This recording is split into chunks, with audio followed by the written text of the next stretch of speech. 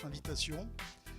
Je rappellerai brièvement le contexte. C'est une soirée débat qui se veut interconsulaire, puisque même si on a le plaisir de vous accueillir à la Chambre de commerce ce soir, c'est une opération qui a été menée en partenariat avec nos amis de la Chambre des métiers qui est représentée ce soir par Paul-Henri, puisque le président Mouton avait des empêchements. Merci encore d'être venus aussi nombreux.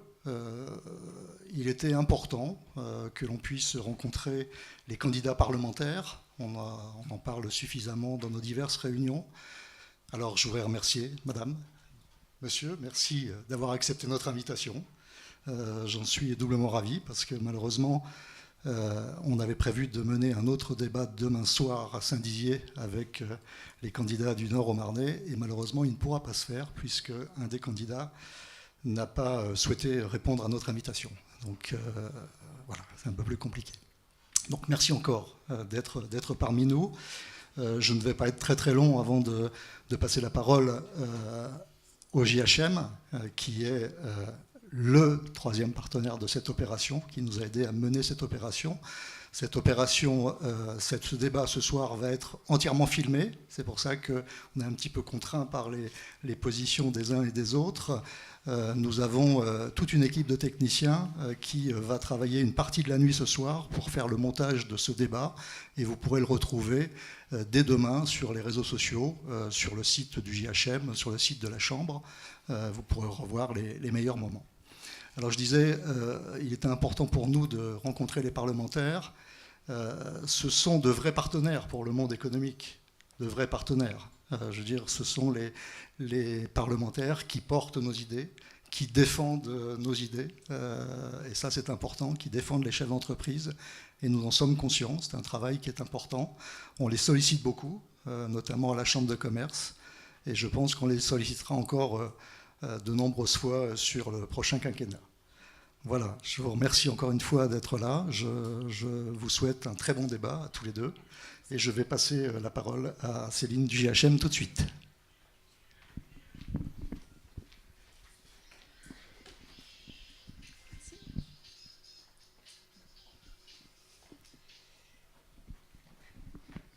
Bonsoir à toutes et à tous. Merci d'être effectivement aussi nombreux. Merci aussi aux deux candidats d'être présents, Madame Abba à ma droite, Monsieur Guenet à ma gauche.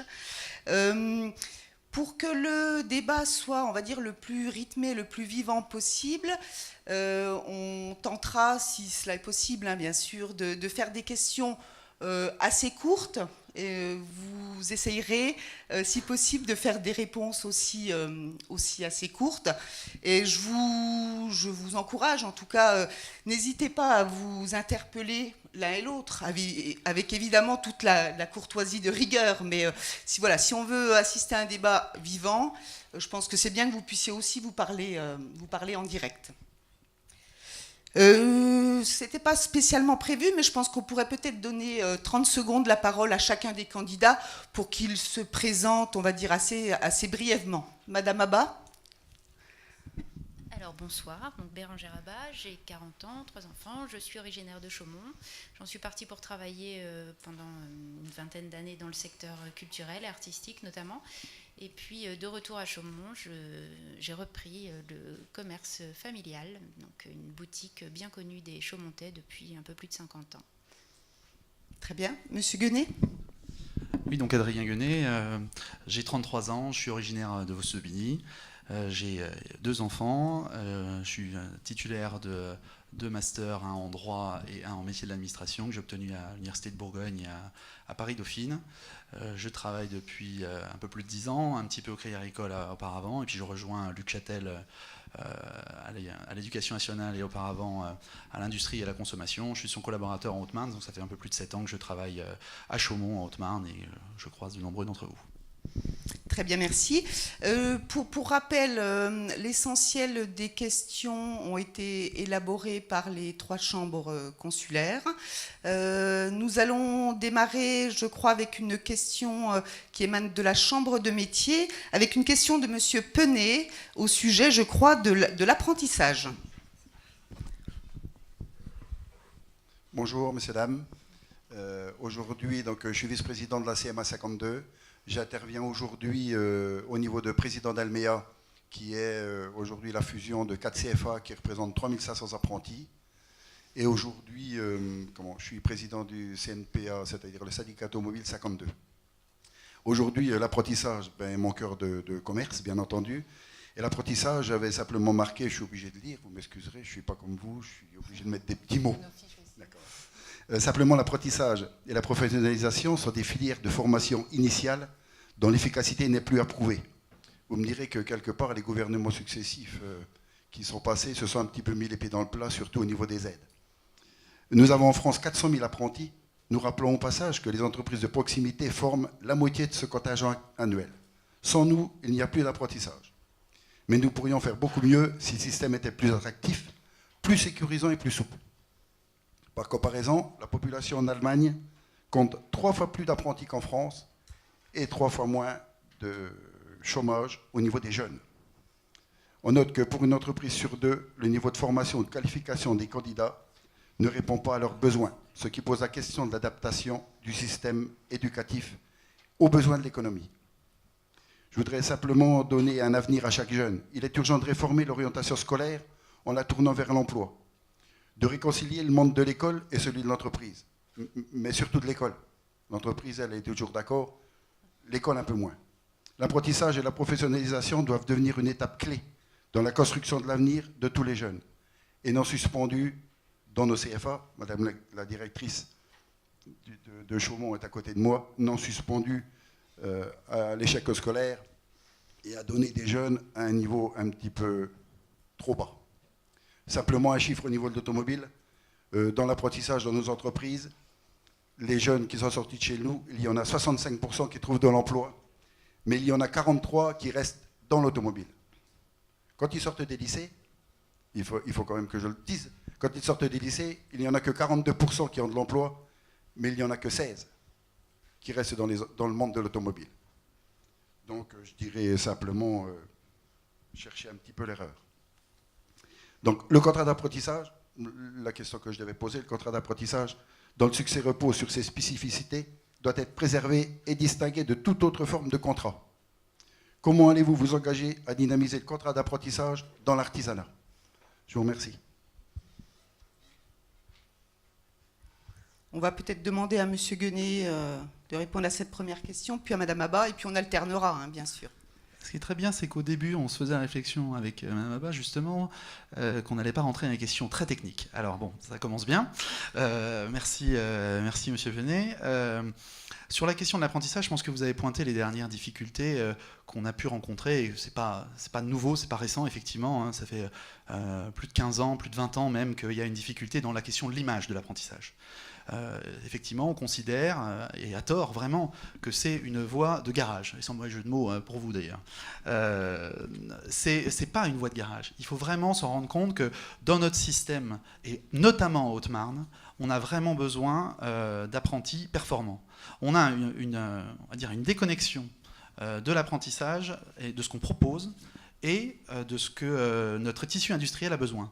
On n'a pas de formation polissage, alors qu'on sait qu'on a des entreprises à Nogent, à Chaumont, qui ont besoin de polisseurs, de niveau CAP, BEP, mais aussi au niveau Bac Pro. On a besoin d'abord davantage connecter ce monde de l'entreprise au monde de l'apprentissage.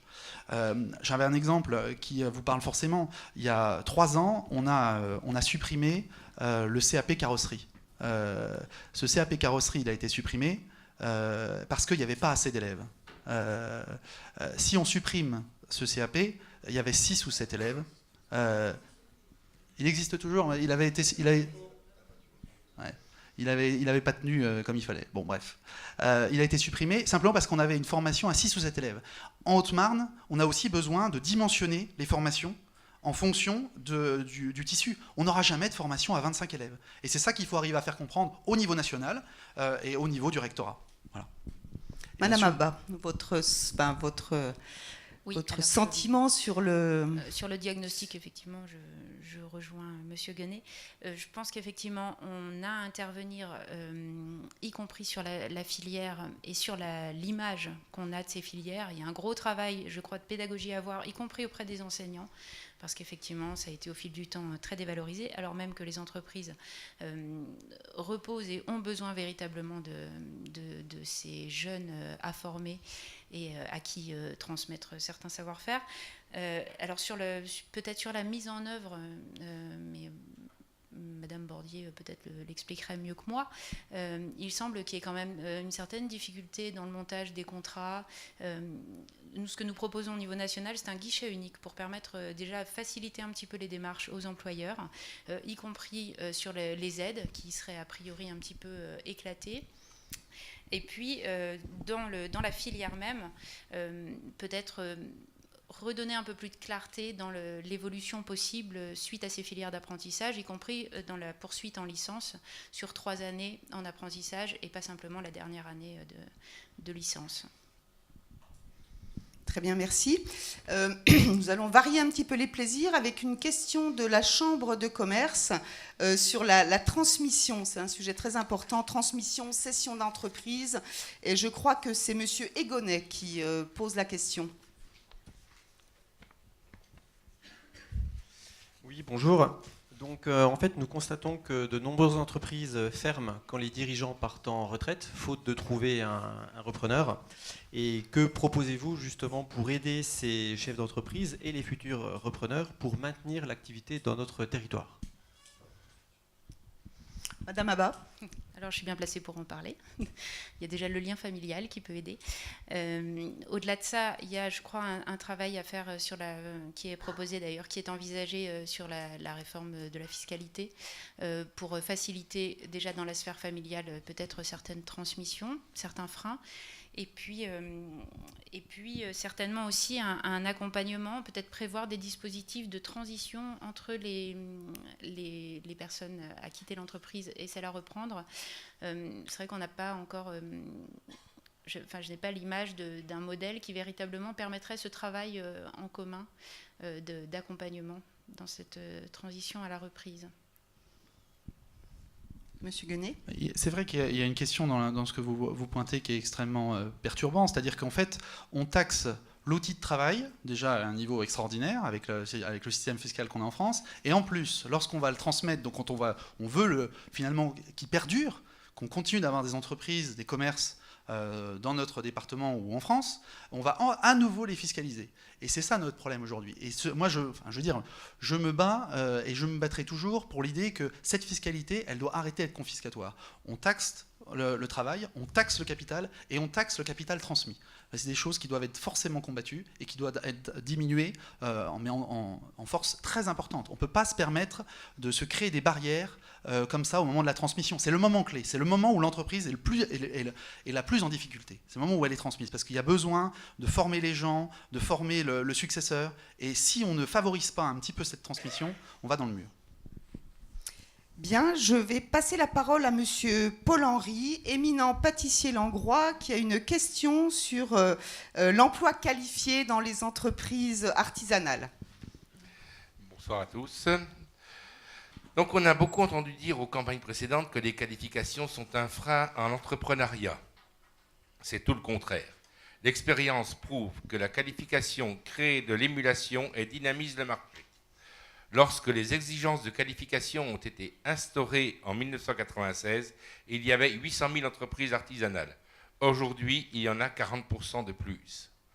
Les qualifications sont également là pour protéger la santé et la sécurité de nos concitoyens, qu'ils soient consommateurs ou patients. Elles sont garantes du savoir-faire et du respect des règles de l'art. Un savoir-faire qui, nous le rappelons, contribue au rayonnement de la France et à l'international également. Enfin, les qualifications sont la meilleure garantie d'une insertion durable dans l'emploi pour des jeunes. Il faut donc les développer, tant via la formation initiale que continue, et également par la validation des acquis de l'expérience. Quel est votre point de vue? Souhaitez-vous maintenir la qualification professionnelle ou une équivalence pour toute installation dans les métiers de l'artisanat? Sinon, comment comptez-vous permettre aux jeunes d'acquérir de vraies compétences professionnelles? Monsieur Guenet. On ne peut pas s'opposer à ce que vous venez de dire. Il faut avancer sur cette qualité. Enfin, les deux travaux sont à mettre en parallèle. On doit travailler évidemment sur la qualification, Parce que lorsqu'on commence une carrière, quand on commence à étudier, c'est normal de connaître les bases et d'avoir cette qualification pour arriver dans son travail. On le voit pour les coiffeurs, on le voit pour tous les artisans qui sont dans les services. Mais en même temps, il ne faut pas s'opposer à ce qu'il y ait des parcours différents et qu'on ait une valorisation des acquis de l'expérience. Donc il faut pouvoir arriver à coordonner ces deux aspects. Donc moi, je suis effectivement pour que ces métiers qui ne sont pas des métiers à proprement parler réglementés, mais qui demandent une qualification, soient maintenus dans l'entourage, mais en même temps qu'on donne des passerelles pour pouvoir être formé et découvrir autre chose tout au long de sa vie. Madame Abba. Oui, alors effectivement, bien sûr, il faut valoriser la compétence et le savoir-faire, et c'est à défendre et à maintenir à tout prix. Par contre, je crains qu'à certains endroits, on ait peut-être eu quelque excès de zèle sur les contraintes réglementaires. Alors je me suis laissé dire, par exemple, que pour ouvrir une laverie, il fallait avoir une formation de carrossier, par exemple. Est-ce que, effectivement, à certains endroits, on ne peut pas assouplir un petit peu les lignes de manière à permettre de la création d'activités et d'entreprises qui, pour le coup, ne relèvent pas il n'y a pas de caractère de sécurité, ni alimentaire, ni technique particulier, et qui permettraient peut-être à des activités de se déployer plus facilement, tout en maintenant évidemment sur tout un socle de savoir-faire, une compétence et une excellence nécessaire. Bien. Nous allons passer aux questions qui fâchent, mais qui ne fâchent pas les candidats, hein, qui fâchent plutôt les professionnels. Je pense notamment aux travailleurs détachés. Je pense que les chefs d'entreprise sont fort intéressés de savoir ce que vous en pensez. Je crois que c'est monsieur Castenetto, excusez-moi si j'écorche votre nom, qui a une question sur le sujet. Merci. Bonjour à tous. Il y avait en France 286 000 travailleurs détachés déclarés en 2015. Et le phénomène s'accélère et s'étend aujourd'hui à tous les secteurs d'activité. Il y en a chaque année 25% de plus. Mes questions. Au plan européen, êtes-vous partisan d'une complète remise en cause de son application sur notre territoire ? Quel type d'action proposez-vous à l'échelon européen pour stopper les dérives de la concurrence, d'une main-d'œuvre étrangère à bas coût qui aboutit à la disparition de nos entreprises? Au plan national, que préconisez-vous pour lutter contre les dérives de la directive détachement? Êtes-vous partisan de renforcer les contrôles sur tous les types de chantiers en dehors des heures de travail, le soir, le week-end, où malheureusement c'est là que l'on retrouve le plus le phénomène? Je crois que c'est à Madame Abba de prendre la parole. Allons-y. Ouais. Alors justement, je crois que c'est quelque chose qui est vraiment porté au niveau européen, une réflexion qui est portée par Emmanuel Macron, avec l'Allemagne, avec certains pays qui véritablement pensent que tout ceci doit être clarifié et sur la base d'une plus grande équité. Alors, on a effectivement beaucoup de Français qui sont également travailleurs détachés. Il ne s'agit pas, je crois, de suspendre cette possibilité, peut-être la limiter à 1 an, c'est ce que nous proposons déjà, pour limiter un petit peu dans le temps, et puis être un peu plus, là où je crois qu'à d'autres endroits on travaille à une simplification, peut-être à être beaucoup plus pointu et exigeant sur la possibilité de ce travail détaché. Peut-être la lutte contre le dumping social passe par une complexification de ce dispositif, peut-être pour qu'on puisse moins y avoir recours. Monsieur Guenet ? Il fallait bien qu'on trouve un premier point de désaccord. Moi, je ne suis pas pour la complexification justement des systèmes. Parce que de toute façon, c'est très bien qu'à la fin, c'est les entreprises qui vont se retrouver avec un système plus compliqué. Et c'est ça le souci, c'est qu'on a un bon principe au départ, le travailleur détaché, qui est de dire, voilà, on va chercher les savoir-faire et on le développe en fonction des besoins et des entreprises qui, parce qu'on a une libre concurrence en Europe, viennent s'installer, viennent travailler un peu partout. Le problème, c'est qu'à un moment donné, on a une déviance du système qui aboutit à ce qu'on ait des entreprises européennes qui viennent en concurrence d'entreprises françaises avec justement une concurrence sur le bas coût. Le bas coût du travail. Voilà. Et c'est ça qu'il faut plus arriver à contrer. Et donc c'est pour ça qu'il y a besoin d'une réflexion européenne, vous avez tout à fait raison, et qu'en même temps, au niveau national, on ne soit pas, on va dire, dans une réflexion systématiquement de bas coût. Je pense notamment au marché public. Moi, c'est cette réflexion-là que je pense qu'il faut avoir davantage que la question de la complexité. Plus on va complexifier les choses, plus ça sera les entreprises qui auront du mal à le faire. Moi, j'ai vu des cas d'entreprises où on leur demande de justifier en tant que maître d'ouvrage le nombre de travailleurs détachés que leur maître d'œuvre a, alors que c'est le maître d'œuvre qui doit les déclarer, et qui prennent une pénalité parce qu'ils n'ont pas déclaré quelque chose que leur employeur avait déjà déclaré. Ça devient absurde. Donc non à la complexité des normes. Un petit mot, ou un grand mot, peu importe, ou plusieurs mots sur la couverture sociale obligatoire du RSI. Qu'est-ce qu'on en fait de ce RSI? Une question posée par Madame Tripier.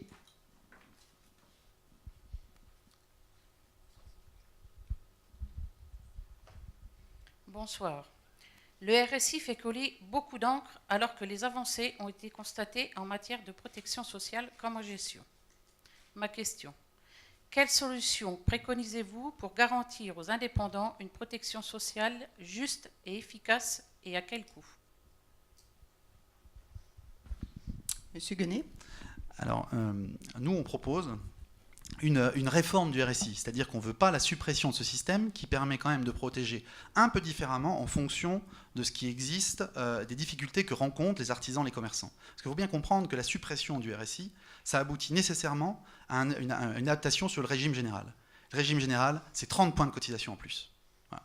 Ça veut dire que derrière, alors vous avez des droits supplémentaires, hein, c'est pas le sujet, hein, mais est-ce que vous êtes prêts, artisans, commerçants, à payer 30 points de cotisation en plus pour avoir un droit auquel finalement vous n'aurez jamais recours? Moi je vois le nombre de commerçants qui souhaitent finalement n'ont qu'une envie, c'est de continuer leur travail, continuer leur commerce. Finalement la question du chômage, comme elle a l'air d'être posée, c'est pas une réflexion qu'ils ont. Il doit y avoir une réforme du RSI parce qu'il y a des choses qui ne sont pas assez lisibles, pas assez transparentes. Il y a des choses auxquelles vous avez droit et vous ne le savez pas. Et moi, je m'en suis rendu compte sur plein de dossiers que j'ai eu à connaître, des situations où vous appelez le RSI sur des questions de travaux et vous dites, ben si, monsieur Untel a droit à ça. Et pourquoi il ne vous l'a pas demandé? Il a oublié de le faire. Il y a besoin aussi de travailler sur la transparence du RSI dans un sens, c'est-à-dire vers pourquoi vous payez des cotisations, et dans l'autre, que vos cotisations reviennent aussi. Donc on le maintient, mais on le réforme. On le maintient et on le réforme. Madame Abba. Alors, c'est effectivement une erreur que j'avais relevée dans votre courrier au chef d'entreprise. On l'adosse au régime général, on le supprime tel qu'il existe de manière indépendante actuellement. On l'adosse au régime général, mais en maintenant les niveaux de cotisation qui sont ceux des indépendants. Et ça, c'est justement pas possible. Qui en refaire, ça l'est a priori. Et nous allons vous le montrer. Voilà. Je pense que je ne laisserai pas ce genre de choses si je suis élu, moi, de mon côté, parce que j'ai le doute vraiment sur cette question-là. Mais oui, peut-être dans la majorité, ce sera plus facile à faire passer, effectivement. Je ne souhaite pas forcément, justement, être dans cette majorité-là. Hein. Alors, à ceci, on ajoute le fait, effectivement, pour les indépendants, de pouvoir prétendre en cas d'accident de la vie. Et effectivement, c'est ce que personne n'attend, c'est ce dont personne n'a envie. Mais en cas d'accident économique, on souhaite que tout le monde puisse bénéficier de cette sécurité et ne pas se retrouver sans rien, comme c'est le cas actuellement. Je vais vous dire, mais c'est pas vrai. C'est pas vrai. Il existe un pôle social au RSI qui est tout à fait, qui rend des services. Moi, je me suis retrouvé dans une situation où quelqu'un est venu et il était en situation il avait un cancer. Et il a été accompagné. Le RSI est venu en aide. Ça existe. Le problème, c'est qu'ils ne le savent pas. Là, on est sur une aide en cas d'accident, d'accident de la vie, d'accident de la vie. Les droits au chômage en fin d'activité. Je ne sais pas si quelqu'un ici a déjà connu un indépendant qui se retrouvait au chômage indemnisé. Il me semble pas que ça non, mais est-ce que c'est une demande? La question est là. Mais est-ce que c'est un besoin surtout? C'est là la question. Est-ce que c'est une demande? Ça peut être un besoin. Est-ce que 30 points de cotisation supplémentaires, ça justifie cette demande? Je ne suis pas sûr. Ça ne sera pas à ce niveau, vous le savez. On pourrait demander à Madame Tripier ce qu'elle en pense. Est-ce que le fait d'adosser le RSI au régime général, est-ce que j'ai pas bien compris pourquoi, excusez-moi Monsieur Guenet, ça posait difficulté, mais peut-être que Madame Tripier va nous... Enfin voilà, je ne sais pas, qu'est-ce que vous en pensez? Je pense pas, oui, il faut l'améliorer, c'est tout. Parce qu'il y a beaucoup de choses, oui, qu'on ne sait pas, point de vue du RSI. Pour nous, c'est la protection, et puis c'est tout, on ne va pas plus loin, on ne nous l'explique pas non plus.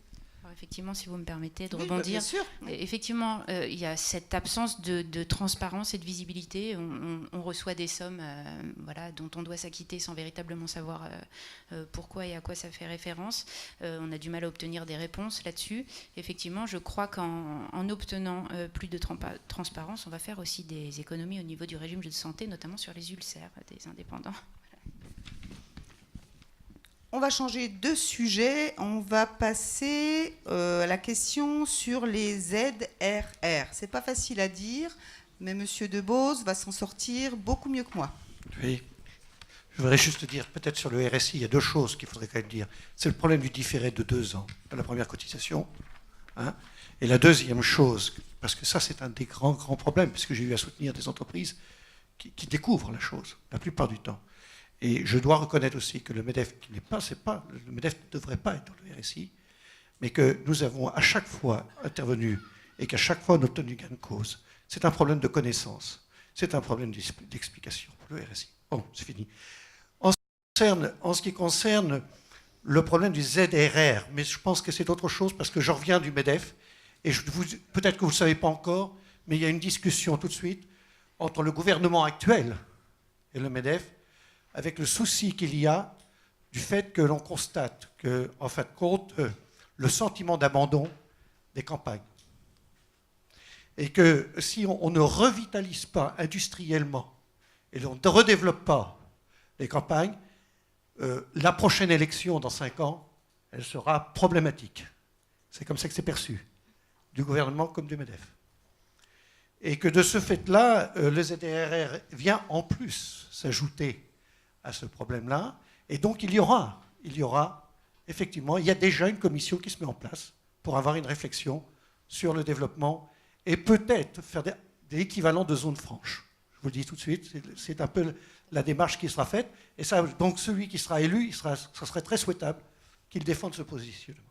Mais le problème aujourd'hui, c'est qu'il y a 122 communes qui vont se trouver absentes du ZRR là-dessus.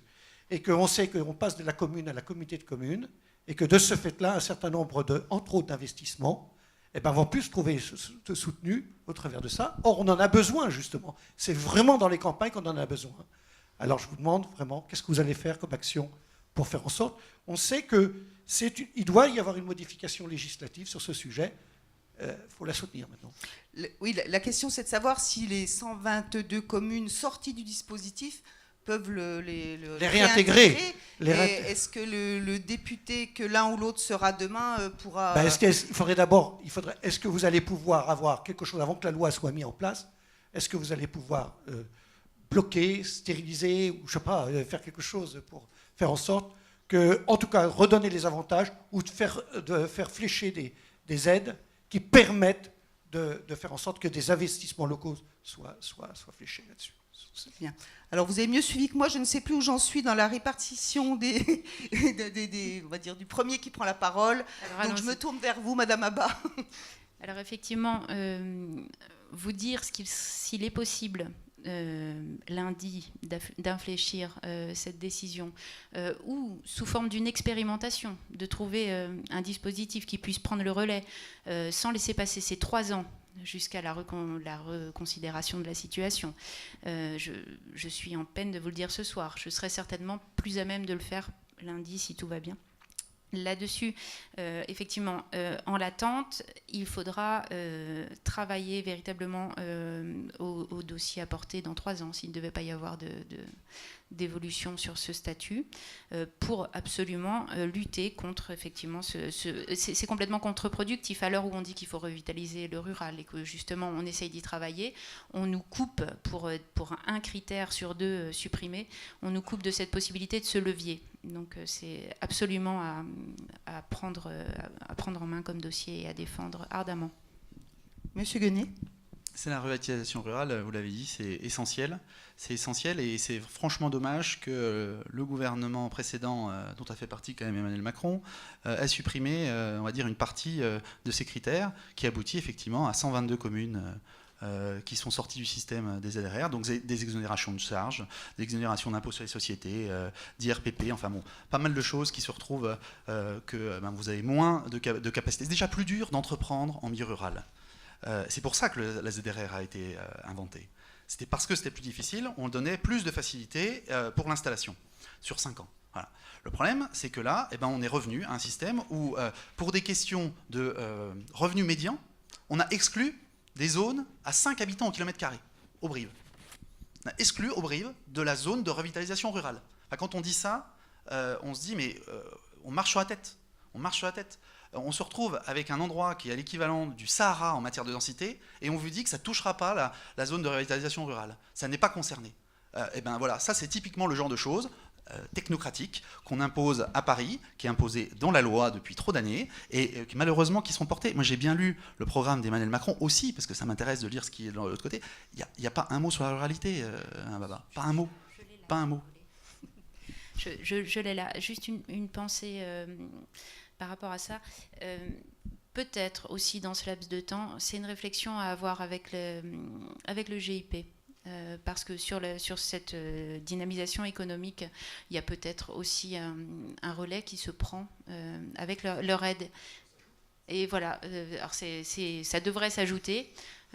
Dans ce laps de temps où on va essayer de retrouver ces moyens, on peut avoir cette réflexion avec eux. Vous parlez de quel GIP? Parce qu'on a la particularité de Bure. D'accord. Est-ce que les réponses sont en capacité de vous satisfaire, monsieur Debose? Je ne veux pas être juge. Je vous en remercie de me redonner la parole. Non, mais je pense que c'est... Je crois... Tout le monde est en train de prendre conscience du très grand risque qu'il y a d'avoir fait des grandes métropoles et d'avoir oublié les campagnes. Je pense que là, ce n'est pas du tout dans les programmes, c'est pas du tout. C'est le MEDEF qui a pris l'initiative et il a reçu un message tout de suite, très, très, très favorable. Et je vous demande vraiment, si vous êtes là-bas, c'est de vous impliquer. Moi, je vais m'impliquer au niveau du MEDEF pour ce sujet. C'est que vous soyez dans les bonnes commissions. Vous pouvez compter sur nous. La loi NOTRe, on va continuer un petit peu dans le même sujet qu'on vient d'évoquer. Je crois que M. Obara avait une question sur la loi NOTRe. Oui, bonsoir à tous. Je ne sais pas si c'est une question, ou une bonne. Alors effectivement, c'est sur une facette de la loi NOTRe. J'ai une question sur l'accompagnement économique des entreprises. Nous sommes tous conscients, ici chefs d'entreprise, que nous avons un nombre d'acteurs très important pour l'accompagnement économique, à tel point qu'on n'ose même pas mettre le nez dedans, parce qu'on ne sait pas où donner de la tête. On peut dire, on devrait simplifier tout ça. Je crois que c'était l'esprit de la loi. Mais quand on est dans des départements comme les nôtres, sans faire de jeu de mots, c'est très compliqué de simplifier, parce que simplifier, ça veut dire on centralise. On centralise et malheureusement, on s'aperçoit au gré des lois, on déplace des curseurs. Un coup, je mets un peu plus de ce côté-là, aujourd'hui un peu plus. Aujourd'hui, qu'est-ce qui est en train de se passer? C'est les grandes régions qui sont en train de récupérer l'accompagnement économique, puisque demain, les intercommunalités, croulant sous d'autres charges, ne pourront quasiment plus le faire. Et nous, on est mal barrés, entreprises de nos pauvres départements, avec cette future loi et ces futures décisions. Et là, je rejoins Benoît sur ce point-là. La centralisation à tout va, elle va aux grandes métropoles, aux mégapoles, et nous, les petits départements, tout va continuer de nous passer sous le nez. Alors, quelle est votre position à tous les deux sur ce point précis? Juste peut-être une petite précision, vous parlez d'une loi... De l'accompagnement économique, oui, telle qu'elle est. C'est Qui ça. décide où on met de l'argent aujourd'hui pour accompagner les entreprises? Oui, Avant d'en faire des nouvelles, il faut accompagner celles qui existent. La loi NOTRe à laquelle vous faites référence, elle est votée, elle est en application. Il se trouve, je ne veux pas apporter la réponse à la place des candidats, hein, mais c'est la région qui est chef de file du développement économique, mais il y a sans doute matière à faire. Tout à fait. Il y a eu une perte de visibilité à force de réformes successives, en fait, à ces nouveaux échelons et ces réformes territoriales. Je crois que les acteurs ont perdu effectivement les visages, les contacts de leurs interlocuteurs selon les compétences concernées. Effectivement, je crois que ça va être également un travail du député, ça doit l'être d'ailleurs déjà, que de mettre en relation, de mettre autour de la table, de savoir flécher sur les bons interlocuteurs et les personnes en charge des différents dossiers et susceptibles d'apporter des réponses à certaines problématiques.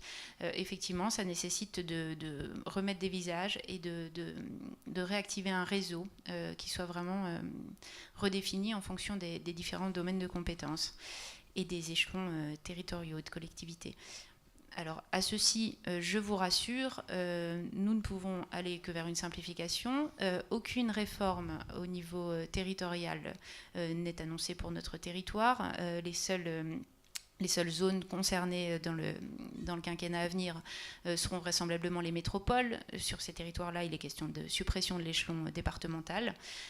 Pour nous, il va s'agir de stabiliser effectivement le nouvel échiquier territorial et donc de travailler à retrouver cette cohérence dans les différents acteurs.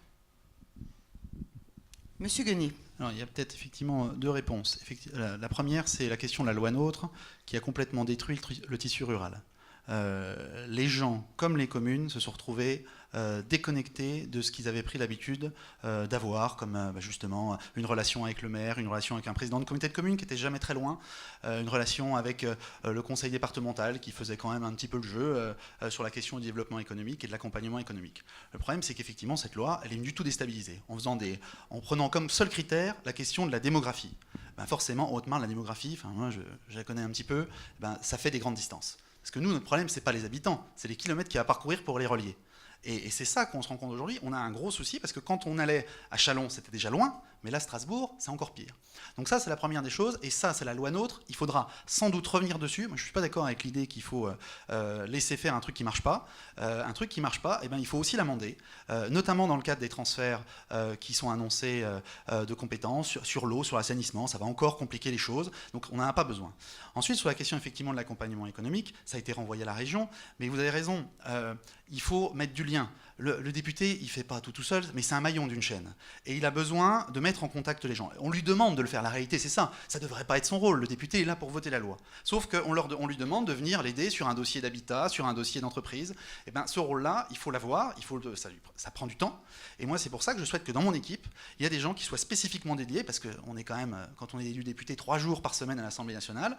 Donc dans son équipe, il faut qu'il y ait des gens qui soient spécifiquement dédiés pour l'accompagnement du réseau de petites entreprises en Haute-Marne, donc les entrepreneurs que sont les artisans, les commerçants, les exploitants agricoles, parce que c'est vrai, il y a des grandes entreprises, mais il y a tout ce petit réseau-là qui ne sait pas vers quelle porte taper, et c'est celui-là sur lequel il faut s'appuyer. Alors curieusement, je rebondis, le député n'est évidemment pas que là pour voter la loi, il est là justement pour porter au niveau national ces problématiques qui répondent aux spécificités de nos territoires et aux spécificités de notre organisation. S'il y a des choses à amender, effectivement, c'est dans ce sens. Oui, mais je ne pense pas que quand il y a un plombier qui vient vous voir, vous lui dites, écoutez, il faudra qu'on voit pour modifier la loi. Ça, je ne sais pas, moi j'ai jamais fonctionné comme ça. À un moment, le plombier qui vient vous voir, il faut essayer de l'aider, lui trouver la bonne personne, le bon interlocuteur. C'est à ça qu'aussi on doit servir. Pas seulement faire remonter des trucs géostratégiques au niveau national. Nous allons parler d'un sujet qui vous importe aussi beaucoup, la TVA réduite. Monsieur Pascal Maigret. Bonsoir. La TVA réduite à 5,5 pour la rénovation des logements appliquée jusqu'en 2013 avait permis d'abaisser les prix et d'accroître le pouvoir d'achat des Français tout en enrayant le travail dissimulé. Aujourd'hui, elle ne s'applique plus qu'aux travaux de rénovation énergétique, un marché de 2 milliards d'euros qui génère 53 000 emplois directs. Alors, défendez-vous le principe d'un taux réduit de TVA à 5,5 pour tous les travaux de rénovation énergétique et les travaux d'accessibilité-adaptation? Monsieur Guenet. Oui, moi je crois que c'est essentiel parce que l'écologie, on a trop pensé que c'était parce que c'était un bon principe que tout le monde allait l'accepter. Le problème, c'est que l'écologie, ça coûte de l'argent. Ça coûte de l'argent quand il faut se mettre aux normes.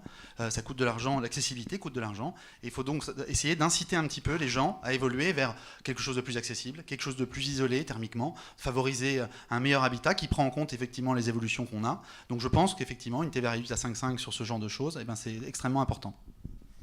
Uniquement en ce qui concerne les travaux pour améliorer, on va dire, l'aspect environnemental des bâtiments? Non, l'accessibilité, c'est un bon exemple. L'accessibilité, c'est un bon exemple aussi.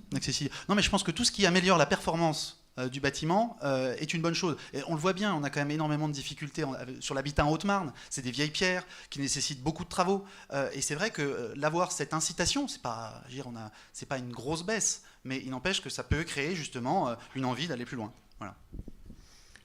Alors, il y a d'autres formes d'incitation, je crois, et puis d'autres formes d'aide, effectivement, dans le cadre du plan national d'investissement qui va directement concerner le bâtiment et la rénovation énergétique. Je pense qu'on trouvera d'autres réponses et d'autres leviers pour à la fois inciter à cette rénovation qui est nécessaire pour les conditions environnementales que l'on sait, et à la fois dynamiser ce secteur d'activité. Je voulais savoir si dans la salle, il y avait des exploitants agricoles, des ressortissants de la... Ah, vous êtes là. Et vous avez des bonnes questions à poser. Ouais. Si vous pouvez juste peut-être vous présenter, parce que je n'ai pas votre nom. Oui, bonjour. Donc, je m'appelle Jean-Louis Flammarion. Je suis agriculteur en production laitière, viande et céréales, et donc membre de la Chambre d'agriculture. Voilà. Donc j'aurais déjà une première question assez généraliste. J'aimerais connaître votre vision et les axes de développement pour l'agriculture. Alors déjà, je vais faire deux questions en une. Déjà un petit peu au niveau national et d'une façon assez générale. Et puis plus particulièrement pour l'agriculture haut-marnaise, pareil, quelle vision avez-vous et quelle place voyez-vous pour l'agriculture dans les projets locaux et territoriaux? Madame Abba. Alors, je crois que la Haute-Marne peut avoir un rôle prépondérant et doit vraiment se féliciter de ce qu'elle peut aujourd'hui et doit porter, y compris au niveau national, de ce qu'elle offre comme ressources à tout le territoire. Nous avons pour ça, en perspective au niveau national, ce Grenelle de l'alimentation et donc de l'agriculture qui va directement nous concerner, pour lesquels j'ai déjà invité le ministre notamment à venir intervenir et participer à cette réflexion avec nous. Nous avons également ce projet de parc national qui me semble être une opportunité tout de même, dans certaines mesures et avec une certaine médiation, nous entendons bien, mais qui doit être une opportunité en termes d'expérimentation et de transition sur l'agroécologie, sur toutes ces démarches qui sont nécessaires. Et je crois que beaucoup d'agriculteurs le pratiquent et en sont conscients de cette évolution des pratiques. À ce niveau-là, je crois qu'il nous faut absolument, et j'entends le rôle du député aussi comme ceci, dans une réconciliation des différents agriculteurs, parce que je crois qu'aujourd'hui, ça peut se synthétiser sur les différents représentants justement des agriculteurs, entre la FNSEA et la Confédération paysanne, par exemple. Je crois qu'on ne doit plus s'opposer. Je crois que beaucoup d'entre vous savent la nécessité à évoluer dans les pratiques, et le pratiquent déjà d'ailleurs vers une agriculture raisonnée. Les moyens qui vont être développés pour cette transition donc dans le cadre du plan national d'investissement vont être considérables pour une évolution des exploitations en ce sens, pour un meilleur paiement des services environnementaux. Et je crois que nous avons au local vraiment à bénéficier et à tirer le meilleur profit de tout ce qui va pouvoir être déployé au niveau national à cet effet. Adrien Guenet. L'agriculture, elle rencontre un certain nombre de difficultés, et effectivement, c'est pas d'aujourd'hui, et malheureusement, ces dernières années, ça s'est amplifié.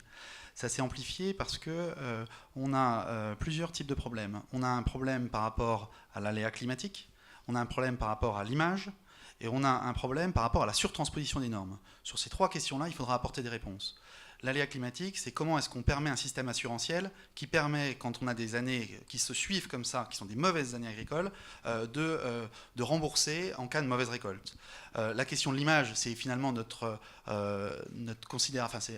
rôle à tous d'arrêter de véhiculer une image qui est négative de l'agriculture. C'est pas moi qui le fais à titre personnel, mais c'est quand on voit une émission à la télé ou on écoute quelque chose à la radio, on vous explique qu'il n'y a rien de bon dans l'agriculture française, ni le bio, ni le conventionnel, rien.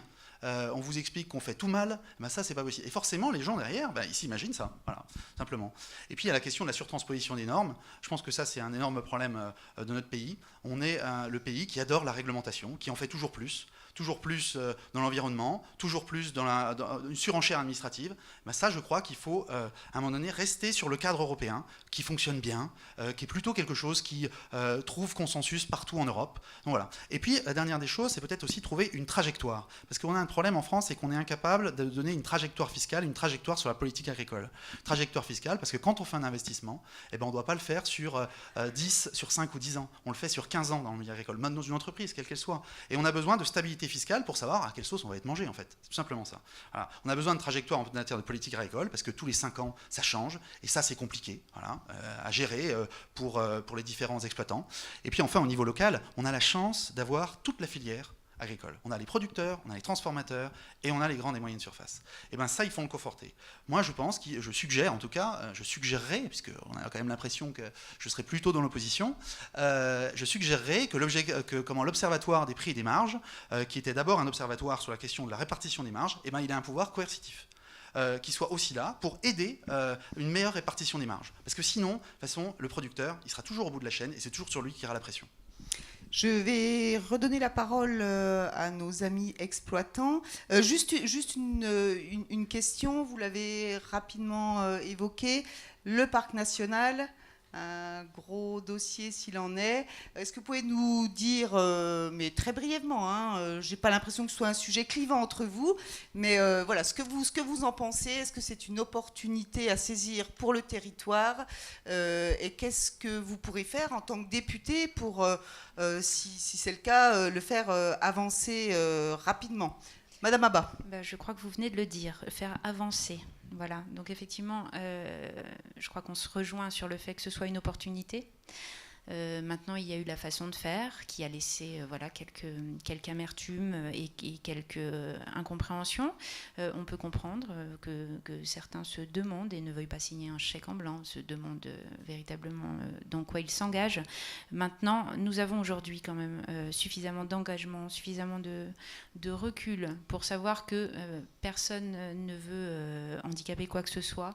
Il est vraiment question de trouver des solutions pour que chacun s'y retrouve en ne perdant jamais de vue que c'est véritablement l'opportunité pour notre territoire de retrouver une identité, une fierté, un territoire vraiment d'innovation, d'expérimentation, avec tous les moyens scientifiques associés.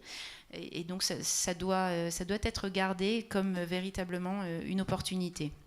Je suis persuadée que nous trouverons en bonne intelligence des solutions qui nous permettent de converger et de faire vraiment de faire naître ce projet dans les meilleurs délais.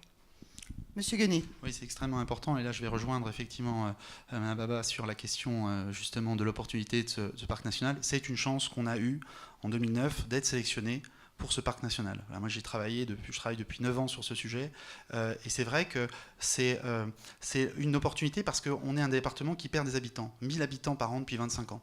Donc on peut continuer à se regarder le nombril, à s'imaginer qu'on va trouver la formidable avancée du siècle ou l'entreprise qui arrivera avec 1000 ou 2200 personnes. Mais à mon avis, ce type de projet, on ne peut pas le laisser passer. Simplement, il ne faut pas le faire à n'importe quel prix. Et c'est un petit peu finalement le mur dans lequel est rentré le gouvernement précédent en changeant la méthode. En imposant tout d'en haut, alors que c'est pas comme ça que ça peut marcher. Le Grenelle de l'environnement, il a des défauts, il a aussi de grandes qualités, c'est qu'il a donné le principe que les acteurs locaux devaient décider pour eux-mêmes. Et ben c'est comme ça que le premier projet est arrivé à 95% d'opinion favorable. Et là, on arrive dans le mur où les gens s'engueulent, très clairement, où là, vous avez même un ancien président qui est molesté lors d'une assemblée générale. Ça, c'est des choses qui ne sont pas possibles. Eh ben, il faut dépasser ça, il faut revenir, à mon avis, sur la question de la méthode. C'est le premier rendez-vous que je voudrais avoir si je suis député. En tout cas, c'est un rendez-vous avec Nicolas Hulot pour lui expliquer que justement, sur la méthode, il faut qu'il arrête d'écouter son administration centrale, qu'il écoute davantage le terrain. Et puis parce que aussi le parc national, je me permets d'être un peu long, c'est pas seulement un projet, c'est un projet environnemental. Un parc national, c'est un projet environnemental. On raconte plein de choses, mais c'est un projet environnemental. Il faudra un accompagnement économique pour que justement donner l'envie d'entrer là-dedans. Et moi, je pense que pour le coup, le GIP de Bure doit pouvoir aider justement avec par filière un contrat d'accompagnement pour la chasse, pour l'agriculture, pour l'artisanat, pour les communes, parce que c'est extrêmement important de donner envie d'y aller. Il faut il faut convaincre et pas contraindre sur cette question.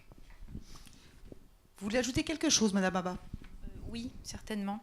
Je pense qu'on ne peut pas tenir ce discours quand on est conscient de la pertinence de ce projet et continuer à mettre le feu, si je puis me permettre, en alimentant en fait d'une manière indirecte ce conflit. On entend quelques voix qui portent certainement plus que beaucoup d'autres, puisque ce projet est quand même largement accepté et attendu. Je crois que la politique de la chaise vide, ça n'a jamais permis non plus de faire avancer la discussion, donc on ne peut pas s'en étonner d'un côté et attendre un retour autour de la table des différents acteurs. Donc je pense que la responsabilité, elle est aussi de la part des politiques que d'apaiser et de véritablement de penser à l'avenir, pas de réactiver sans cesse ces conflits. Il se trouve que vous allez découvrir une chose si vous êtes élu député, ce que je ne souhaite évidemment pas, mais ce que vous verrez si c'est moi qui le suis, en fait le député n'est pas au GIP du parc. Le GIP du parc a prévu une exclusion du parlementaire parce que pour éviter justement que ça soit politisé. Donc moi je veux bien qu'on fasse des reproches de politique de la chaise vide. Il se trouve que le sujet je le connais très bien. Je parlais des acteurs qui s'y opposent. Je parlais pas de l'élu. L'élu, je crois, a un discours à porter. C'est une philosophie, c'est un symbole. On est parfaitement d'accord. Et les acteurs justement qui s'y opposent, il faut aussi les écouter. On ne peut pas toujours expliquer qu'il faut écouter la base et quand ça ne nous arrange pas, ne pas le faire.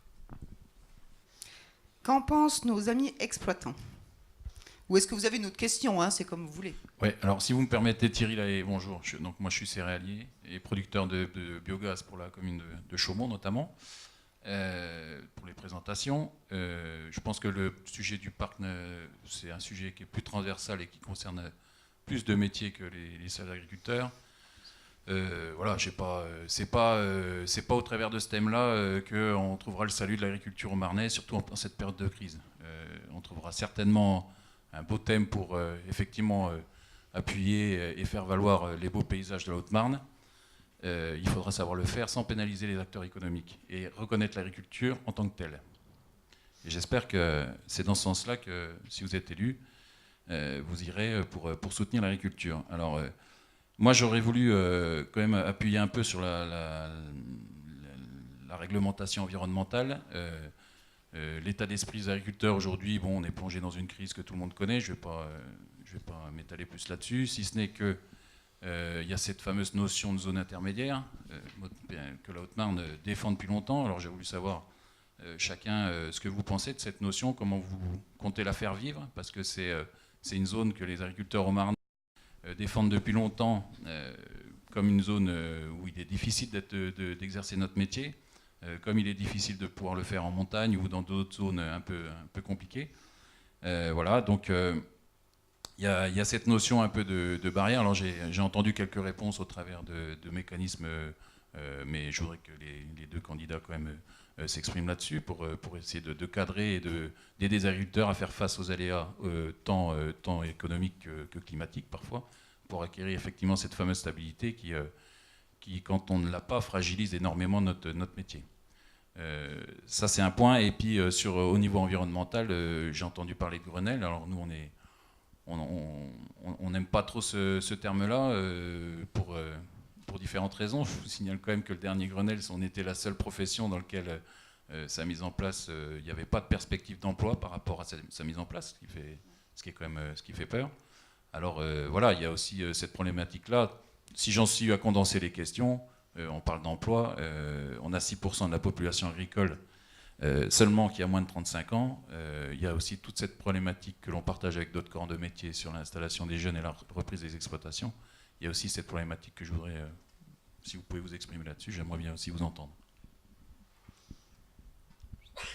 Alors, Je vais reformuler, effectivement. Grenelle n'était pas tout à fait approprié. On va parler d'assises nationales, si vous voulez bien. Voilà. Pour justement s'affranchir de vieux démons. Sur la formation, effectivement, il y a beaucoup à dire également. Sur l'accession et l'aide à l'accession à certaines activités, il y a également un gros travail, je crois, à voir sur la sécurisation financière et sur certains soutiens et sur certains partenaires qui peuvent accompagner ces installations. Je crois que des associations comme Terre de Liens aussi travaillent beaucoup en ce sens. Il faudrait qu'on accompagne, voire qu'on généralise ce type d'aide. J'ai oublié les autres questions dans l'ordre. Alors effectivement, sur les zones intermédiaires, bon, on va essayer de sécuriser. Je ne sais pas sous quelle forme encore, et ça, j'attends effectivement cette discussion avec le ministère pour voir ce qu'on peut négocier ici. Monsieur Guenier ? Alors, peut-être pour commencer, effectivement, je vais reprendre tout de suite sur la question des zones intermédiaires. Moi, j'avais travaillé à l'époque sur un amendement, justement, pour intégrer dans la loi Le Foll le concept de zone intermédiaire, parce qu'il y a eu beaucoup de reconnaissance de zones particulières en France dans cette loi sur l'agriculture. On avait les zones pour l'outre-mer, les zones de montagne, et on a essayé d'intégrer la question du zonage intermédiaire, qui représente une espèce de banane qui part de la Lorraine et qui va jusqu'au sud de la Loire. Le problème, c'est que le ministère, actuellement, qui visiblement n'a pas trop changé de bord, n'en veut pas. Il ne veut pas de reconnaissance de la zone intermédiaire. Alors moi, je pense que c'est une erreur, parce qu'on a besoin justement de créer des spécificités. On n'a pas les mêmes besoins, on n'a pas la même logique sur le zonage intermédiaire que sur les grandes plaines, ou même que sur les zones de montagne. Donc il y a besoin d'adapter un peu le système, et on doit le faire nécessairement dans la loi. Parce que si la loi ne le reconnaît pas, après, les décrets ne peuvent pas suivre. Sur la question après des installations, effectivement, il y a quand même beaucoup de dispositifs qui existent. Le problème, c'est qu'ils sont en perte de puissance, parce qu'effectivement, la partie compétences agricoles remonte à la région petit à petit, et le département n'arrive plus à trouver toute sa place. Je crois qu'il va falloir encore travailler sur justement, en lien avec la région, parce que c'est toujours l'idée que le député, c'est un maillon de la chaîne, il va à l'Assemblée nationale, mais il doit aussi pouvoir aller discuter avec les conseillers régionaux pour échanger avec eux sur cette question, et notamment de soutenir davantage l'installation. C'est pas normal que dans une terre comme celle qu'on a ici, on soit à moins de... C'est autour de 30 installations l'année dernière. Autour de 30 installations de jeunes agriculteurs, on va à nouveau dans le mur. Et pourtant, on en a des bons. Le problème, c'est qu'ils vont se former loin en général. Et quand ils vont se former loin, c'est plus difficile après de revenir. Et encore, c'est non délocalisable l'agriculture. Hein. Mais vous allez faire un BTS, parce que vous avez peu de BTS ouverts en Haute-Marne, vous allez faire un BTS agricole à 300 ou 400 km. Quand vous avez fini le BTS, vous allez peut-être rencontrer quelqu'un, vous allez ailleurs, vous y restez et vous ne revenez pas. Et pourtant, c'est des gens qui, normalement, auraient dû rester. Donc c'est pour ça qu'il faut vraiment se consacrer sur la question de l'installation. Vous vouliez ajouter quelque chose ? Oui, mais je crois que aussi tout le développement de ces nouveaux modes, je pense au circuit court par exemple, et je pense à cette coopération qui s'organise en fait de plus en plus sur le territoire. Ça incitera aussi des jeunes à participer. Ça entraîne une dynamique sur des exploitations à plus petite échelle, avec véritablement une solidarité et un travail de coopération. Est-ce que vous avez d'autres questions à poser sur l'agriculture ? C'est vrai que c'est un sujet important, capital, en Haute-Marne. Oui, non, on a plein d'autres questions, mais on a vu un peu... ouais, je vous remercie d'avoir répondu. Très bien. Alors, on va revenir un petit peu à la formation. Je crois que M. Bugnot avait une... Madame, pardon, excusez-moi. Madame Bugnot avait une question. Bonjour. Nous sommes donc pénalisés en termes de formation, en termes de panel de formation sur notre territoire. Nos jeunes partent et souvent ne reviennent plus. Qu'est-ce que vous proposez pour les inciter à revenir sur nos territoires ? Alors on peut déjà les inciter à y rester en proposant plus de formation. Voilà.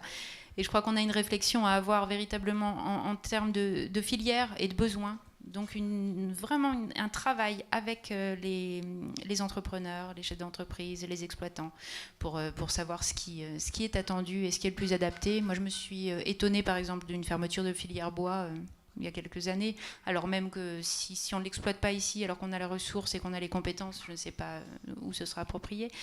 Donc cette réflexion à avoir.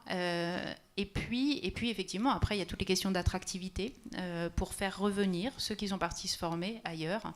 Et là, on a tout le panel des leviers à activer, que ce soit en termes de mobilité, de développement économique, évidemment, d'incitation, mais ça passe aussi par la revitalisation, je pense, des centres-villes pour la qualité de vie, pour la proximité. Ça passe par le monde associatif à soutenir, par le secteur culturel, par tout ce qui, au niveau éducatif, pourra inciter des familles à s'installer également, ou à se créer et à rester sur nos territoires. Monsieur Guenet ?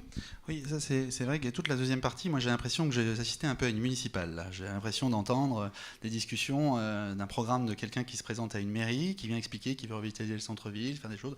Ça c'est très bien, mais c'est quand même, quand on parle de la formation et de revenir sur le territoire, effectivement, il faut vraiment pointer, aller dans le détail. Et sur la question des formations, notre gros handicap, c'est qu'aujourd'hui, on voit toutes les choses de la même manière partout en France. C'est qu'on considère qu'une formation, ça doit ouvrir à 20 élèves, et quand on passe à 15, 16, il faut la fermer. Et le problème, c'est qu'en Haute-Marne, ce n'est pas possible. On a des formations qui, à 5 ou 6, ont de la pertinence. On a des formations, à 7 ou 8 encore, ont de la pertinence. On a fermé il y a quelques années la formation plasturgie à Langres. La formation plasturgie, l'entièreté de la formation. Il y avait une filière qui partait du BEP jusqu'au bac professionnel. Et même, à un moment donné, il y a même eu un BTS. On a juste toutes les entreprises de la plasturgie en bas de Langres. Voilà. Et pourquoi ? Parce qu'on expliquait, et c'est aussi un mécanisme à changer, on expliquait que quand on était à 12, 13 élèves, c'était plus une formation suffisamment pertinente. Sauf que oui, si en milieu rural, à 12, 13 élèves, non seulement elle vit très bien, mais en plus, elle permet vraiment d'apporter quelque chose, un plus pour un tissu d'entreprise qui, si elle n'a pas la ressource là, pour faire revenir quelqu'un qui aura fait une formation plasturgie dans les Ardennes, parce que c'était dans les Ardennes qu'elle était, c'est quasiment mission impossible. Donc, il faut vraiment retravailler sur la question du dimensionnement. C'est faire valoir le fait rural au sein de la loi, permettre en fait des systèmes de dérogation. Ça existe pour le monde très urbain, il faut le faire aussi pour le monde très rural. Alors j'apprécie votre approche du travail législatif. À toutes fins utiles, je pense que ce qui a éloigné les Français de la politique et qui les éloigne encore plus du rôle du député, c'est justement cette absence de vision sur le territoire. On peut avoir une approche très technocratique, une approche de chiffres et de dossiers, mais effectivement, il faut se rappeler de ce que les gens vivent et de ce qui fait aussi l'attractivité de nos territoires. Ça n'est pas une vision strictement réservée à cette ville ou à une autre. C'est une question de resituer les problématiques dans leur quotidien. Les 5 dernières années, vous savez ce que c'est le centre-ville, la révolution du centre-ville pour les 5 dernières années, ça a été mis en place par le gouvernement précédent. Il y a 1 an, ils ont mis en place justement une grande réflexion pour redynamiser le centre-ville en France. 1 million d'euros pour la totalité du pays. Voilà. Ça, c'est la réalité de ce qui est fait. Il y a le discours et il y a les actes. Et c'est le passé. N'en parlons plus. Nous entrons, je crois, nous sommes dans un territoire d'expérimentation. Emmanuel Macron est le passé, c'est intéressant. Voilà, oui. Nous sommes ravis. Nous nous en félicitons. Nous allons entrer dans une phase d'expérimentation et Chaumont va pouvoir justement bénéficier de tout cet apport. Je crois que M. Debose voulait rebondir sur le sujet. Oui, parce que... Excusez-moi de reprendre la parole parce que bien sûr, comme président du MEDEF régional et local, j'ai quand même eu à connaître tous ces sujets-là. Je pense qu'il y a un très gros problème pour garder les personnes. C'est déjà, il faudrait peut-être réfléchir à l'apprentissage à 14 ans. La deuxième chose, il faudrait peut-être réfléchir au fait qu'on a fait partir beaucoup de gens de l'apprentissage parce qu'entre 16 et 18 ans, ils ne peuvent plus monter sur une échelle. Il faudrait peut-être regarder tout ce problème-là. Moi, j'ai dirigé que des sociétés qui étaient suisses ou allemandes. En Suisse, vous croyez que la population, elle n'est pas dans les campagnes ? Oui, elle est dans les campagnes. Mais il n'y a que 20% qui vont au bac. 80% passent par l'apprentissage. Ça ne les empêche pas de monter et de devenir ingénieurs là-dedans. Mais ils travaillent dans les entreprises à partir de 14, 16 ans, à mi-temps, etc. Et puis ils s'en forment, etc. Et ils sortent des métiers et ils n'ont pas de chômage. Donc, il y a à se poser la question, parce qu'on posait la formation, comment se fait-il qu'on a autant de jeunes qui sortent, que ce soit à Saint-Dizier ou à ici, et puis qu'on manque de gens qui travaillent.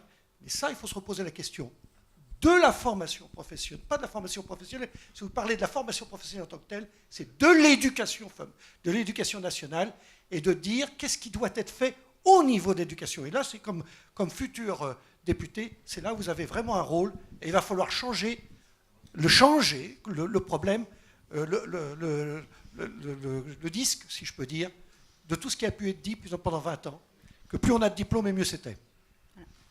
Madame Abba, vous vouliez ajouter quelque chose? Je suis ravie de confirmer à monsieur qu'il est question donc d'étendre et de développer les périodes de pré-apprentissage à la fin du collège, à partir de la fin du collège. Donc on est dans cette tranche d'âge que vous venez d'évoquer. Pas du tout, non. À la fin du collège, c'est pas 14 ans. Non. C'est 15. Non, je peux vous le dire. En quatrième, on a 14 ans. C'est pas la fin. Non, mais la fin du collège, c'est après la troisième. C'est donc à 16 ans. 15 et c'est ans, comme ça se passe aujourd'hui. Fin de collège. On peut commencer à l'envisager. Ne chipotons pas.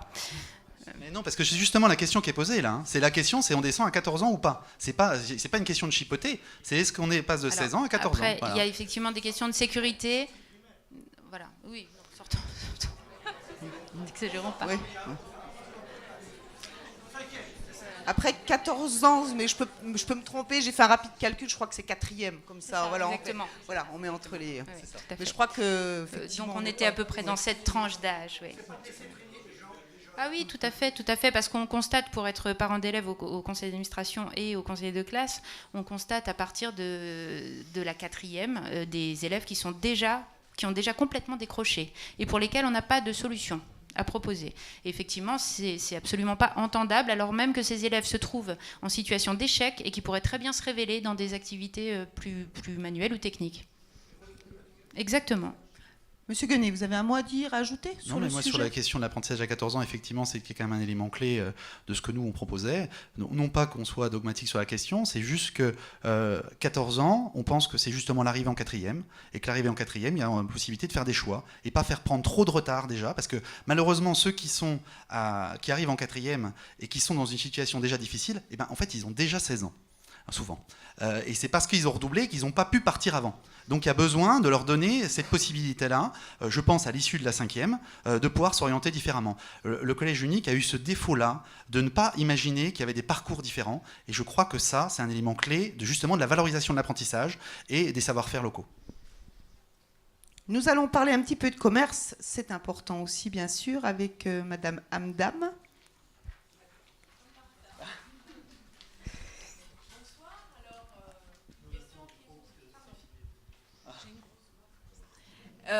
Donc une question sur le commerce, évidemment, ça ne vous étonnera pas venant de ma part. La revitalisation des centres-villes et son attractivité. Les CCI proposent de flécher une partie des dotations aux collectivités locales ou les communes et intercommunalités, favorisant les projets d'implantation et de développement commerciaux. Qu'en pensez-vous, l'un et l'autre, et quelle pourrait être votre position ? Monsieur Guenet. On va faire une réponse en même temps, donc ce qu'on en pense et la position. On a un dispositif qui s'appelle la rénovation urbaine, qui a une enveloppe assez extraordinaire qui a été créée et qui a fait des choses formidables en France. Cette rénovation urbaine, elle est pilotée par l'ANRU. Aujourd'hui, moi, je pense qu'elle a un peu vécu sur le système qu'on doit avoir, c'est-à-dire que c'était avant tout basé sur la question de l'habitat. Je crois qu'il va falloir le flécher différemment. Le flécher différemment sur deux aspects. Le premier, c'est la question de la revitalisation rurale. Moi, je pense qu'il faut que cette enveloppe, elle soit divisée en deux. Divisée en deux pour garder une partie pour terminer la rénovation urbaine et la deuxième moitié pour la rénovation rurale. Ça donne 1 euro pour la ville, 1 euro pour la campagne. C'est l'équivalent à budget constant d'un plan Marshall pour la ruralité. Et en même temps, sur la question de la rénovation urbaine très précisément, il y a besoin de la réfléchir, y compris sur la question du commerce et des centres d'attractivité, y compris en centre-ville, qui ne sont pas directement concernés normalement par la rénovation urbaine. Je crois qu'il faut laisser un peu de flexibilité, le faire via des contrats villes, effectivement, où justement les communes pourront adapter leur système, mais vraiment laisser la place au terrain sur cette question-là, et pas seulement de manière empirique. Alors je crois qu'il y a effectivement un gros travail à faire en premier lieu auprès des élus, puisque je crois qu'on tombe encore beaucoup trop dans ce travers d'attendre le centre commercial providentiel qui va redynamiser ou amener beaucoup d'emplois. Non, je crois qu'on est déjà tous très conscients du fait que c'est au prix de fermetures et d'autres pertes d'emplois par ailleurs. Je crois que les habitudes de consommation ont évolué aussi, qui font que les acheteurs reviennent à une proximité, à une forme de conseil, de connaissance de leurs commerçants. Et je crois que ça doit amener les élus à reconsidérer effectivement leurs aides et comment ils les emploient.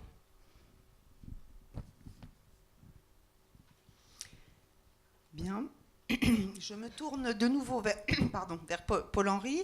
Est-ce que la Chambre de métier avait encore quelques questions à poser? Il ne semble pas, mais vu que j'ai des documents plein la main... Non, on pourrait éventuellement évoquer l'accompagnement des entreprises dans le cadre du numérique. Il y a, au niveau de la Haute-Marne et de l'artisanat, un certain retard dans l'équipement et la formation des artisans. Êtes-vous prêt à soutenir un plan de transformation numérique pour les entreprises artisanales, soit soutenu par les réseaux de chambres de métiers ou par d'autres instances? Madame Abba? Tout à fait. Tout à fait. À la fois pour les collectivités, c'est ce qui vient d'ailleurs d'être dévoilé par le gouvernement, donc un accompagnement et des aides au développement de la numérisation. Et pour les acteurs économiques, on constate effectivement des inégalités d'accès, déjà dans le déploiement des réseaux. Alors effectivement, la Haute-Marne est plutôt favorisée. Il y a eu un gros travail de fait là-dessus.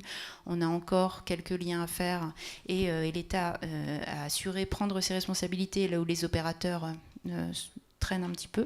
Voilà, c'est une chose, puisque pour l'avoir vécu sur cette campagne, on a quand même, y compris en milieu très rural, des jeunes start-up, des jeunes entrepreneurs qui, grâce au numérique, peuvent travailler à distance et peuvent déployer une activité. Ensuite, sur les TPE, PME, on constate qu'il y a encore très peu en fait, d'entreprises qui ont des portails numériques ou des vitrines. Et à ce moment-là, on doit pouvoir également l'accompagner puisque c'est une nécessité, je crois, aujourd'hui. Monsieur Guenet. Oui, alors c'est vrai qu'il y a un grand plan qui vient d'être annoncé. Le problème, c'est qu'il ne va pas nous concerner. Pourquoi ? Parce qu'on a trop d'avance. On a trop d'avance en Haute-Marne parce qu'on a justement déployé la fibre avant tout le monde et qu'en plus la région va nous aider à compléter cette fibre. Donc en fait le plan national qui est annoncé ne concernera pas la Haute-Marne. Voilà. Donc ça va être un petit peu la difficulté parce que justement il y a besoin d'aller loin, il y a besoin d'arriver chez l'artisan, chez l'entrepreneur. Et ça c'est cette question-là aujourd'hui qui est difficile à régler parce que vous avez tout à fait raison, c'est laissé à la main des opérateurs pour l'instant, laissé à la main des opérateurs qui sont dans une logique, c'est-à-dire qu'ils doivent forcément trouver un rapport qualité-prix. C'est la question, c'est notre épidermiquement problème de la densité, c'est quand on a un opérateur qui arrive et qui voit que finalement il a que 10 maisons à doter, et ben il se dit est-ce que je ne vais pas aller plutôt dans l'endroit où il y en a 50 ou 60 ?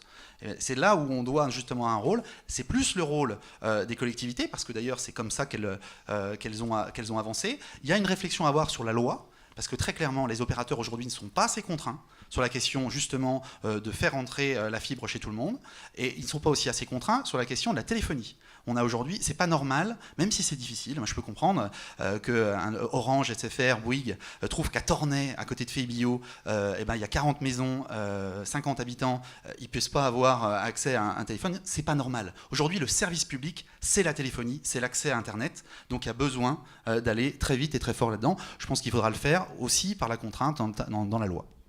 J'ajouterais aussi sur le plan de la formation. Il y a également de gros moyens qui vont être développés donc sur la formation, et y compris sur l'accompagnement des salariés, des chefs d'entreprise dans la prise en main et l'utilisation des moyens numériques.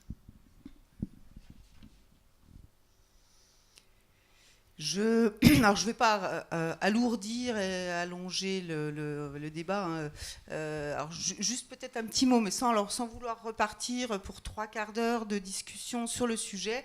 Mais bon, on a parlé du parc national. Il y a un autre gros projet en Haute-Marne, Meuse-Haute-Marne, même si ce n'est pas votre circonscription, mais c'est un dossier national. C'est quand même dans la loi hein, maintenant, c'est le processus législatif, donc même si on n'est pas concerné... Oui, voilà, c'est ce que j'allais dire, oui.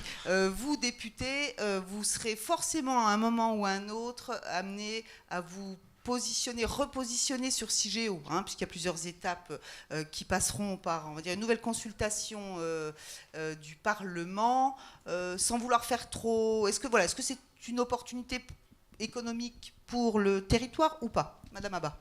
Il serait difficile de le nier, puisque depuis déjà un certain temps, le territoire et les projets du territoire sont nourris par notamment le GIP. Donc il est évident que ça a participé.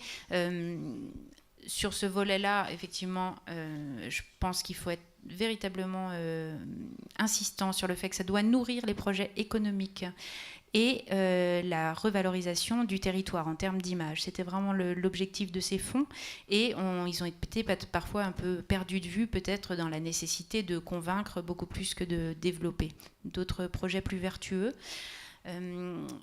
Donc à ceci, j'ajouterais que ce projet en tant que tel de Bure, moi je suis de ceux qui sont tout à fait dubitatifs sur la question de la réversibilité. Je pense que pour le moment, on n'a pas suffisamment de vision, et on ne peut pas prétendre en avoir sur ce que deviendront ces déchets une fois sous terre et à l'horizon de plusieurs décennies.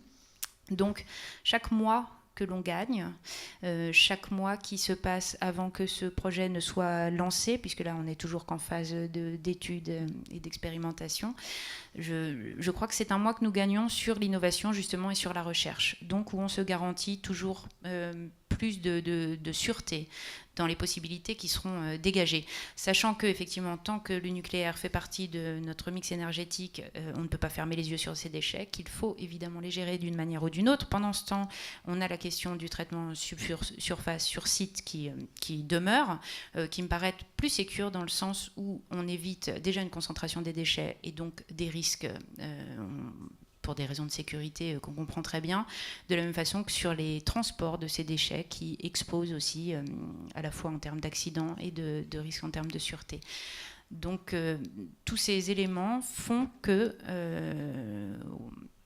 alors pas wait, mais si, et nous attendons véritablement le plus possible avant le déclenchement de ce projet.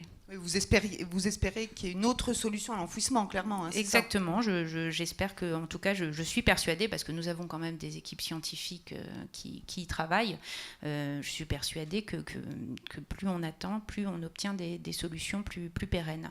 Maintenant, la solution pérenne à terme est évidemment une sortie progressive du nucléaire pour s'éviter ce genre de questions, et je serai vigilante sur la tenue du calendrier de sortie du nucléaire qui a été envisagé, c'est-à-dire que de moins 50 à l'horizon 2050, ça c'est quelque chose sur lequel je serai attachée.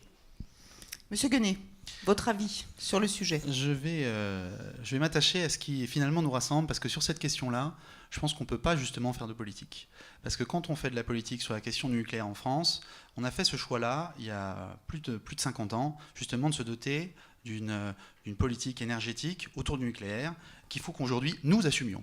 Finalement, les gens qui l'ont décidé, aujourd'hui la plupart du temps sont morts, et c'est à nous de prendre ça, nous les gens dans la salle et les parlementaires évidemment, puisqu'on va leur demander leur avis dans pas longtemps. Hein. C'est pour ça que je vais m'attacher à ce qui nous rassemble, parce que c'est une décision qu'on va devoir prendre dans les 2 ans qui viennent. Le processus qui a été initié par la loi Bataille, ils ne vont pas nous attendre 10-15 ans.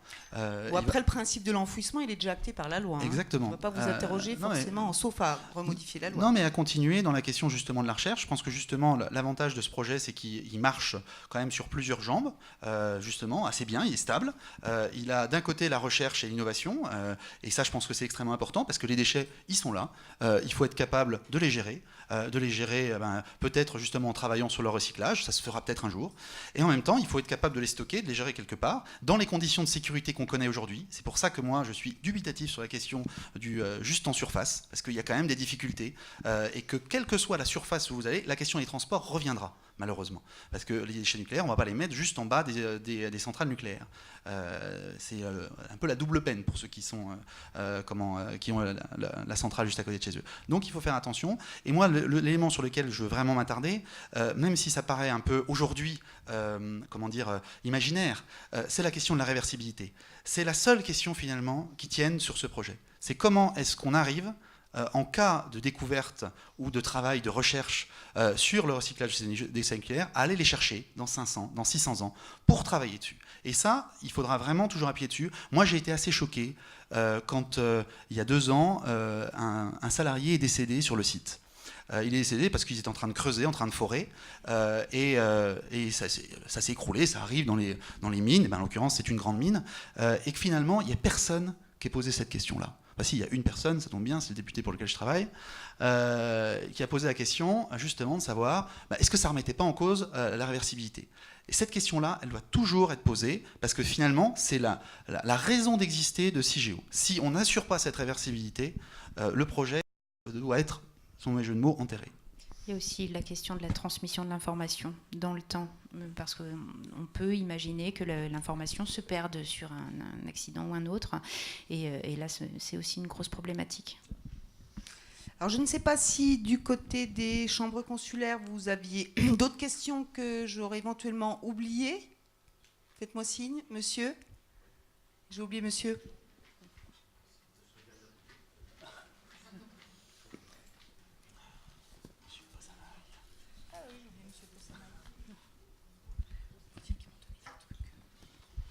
Oui, bonjour à toutes et à tous. Donc, Alain Possamaille, je suis élu chambre de métier et vice-président, premier vice-président, je veux dire, de la CAPEB.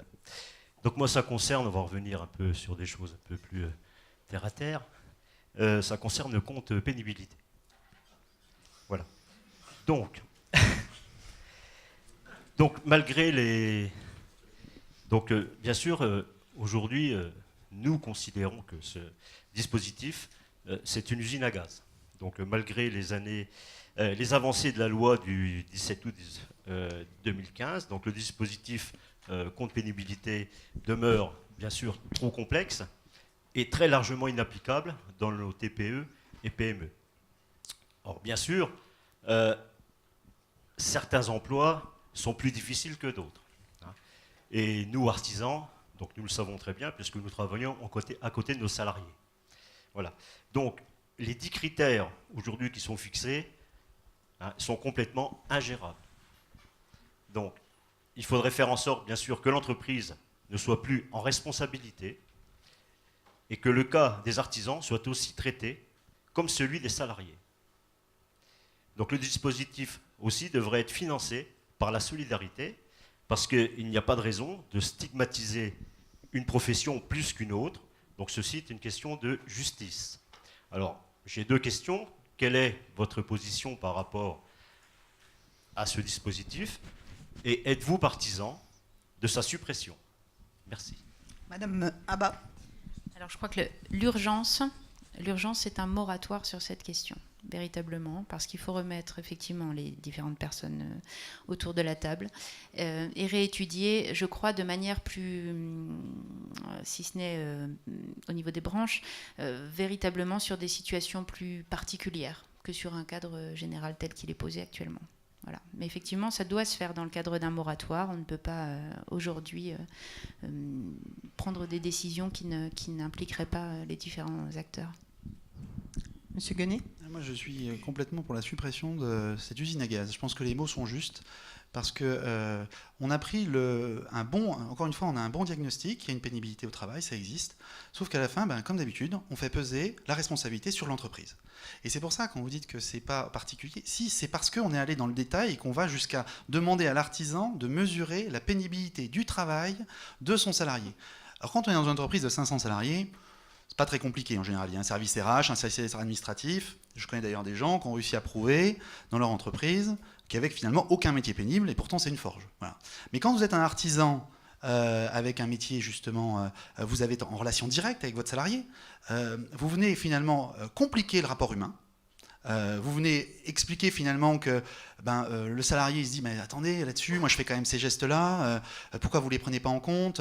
Donc vous distendez encore le lien qu'il y a avec le salarié. Donc c'est pour ça qu'il faut la suppression. Il faut la suppression et en même temps il faut une réflexion sur un travail de la prise en compte de cette pénibilité parce que c'est extrêmement important. Je pense qu'on est tout à fait d'accord là-dessus. C'est extrêmement important et je crois que le juge de paix là-dessus, ça doit être la question de l'espérance de vie. il doit y avoir des critères peut-être justement assez généraux pour savoir finalement jusqu'à quand on vit en moyenne dans les corps de métier.